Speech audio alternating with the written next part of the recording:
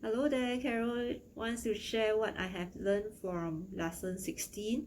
Lesson 16 talks about alternative methods to do divination. This is actually the scenario whereby we have different people who comes by to ask similar questions within 2 hours.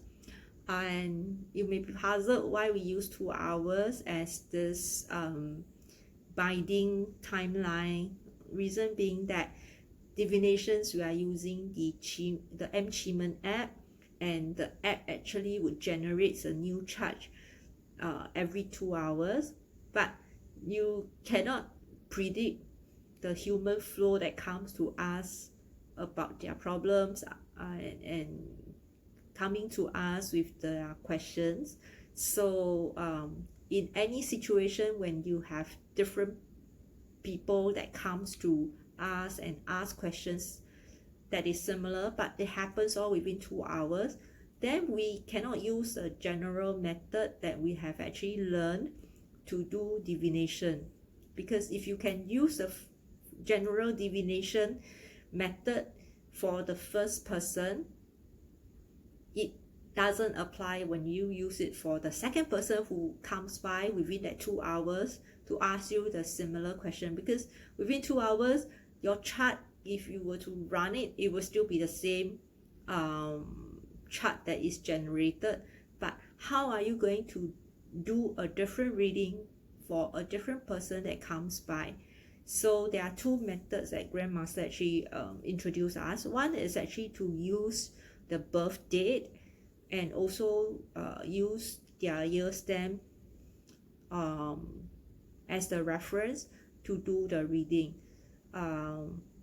Using the birth date and the asker year stamp as a reference would actually brings about a little bit more precise kind of reading. That is how I feel it is, because using a birth date, it actually helps to tell about a person's energy for that whole year, and it would be a more personalized reading. Yeah, so same thing, depending on the question asked, we do need to clean the chart. At the same time, we have to check out the useful gods and symbols that is related to the question asked, and do check out what is the relationship between all these reference gods and symbols with the askers. And more importantly, we have to check the real energy, okay, within the different palaces as they interact with the different elements that these gods and symbols actually brings about. Yeah, so that is actually the first method of using birth date.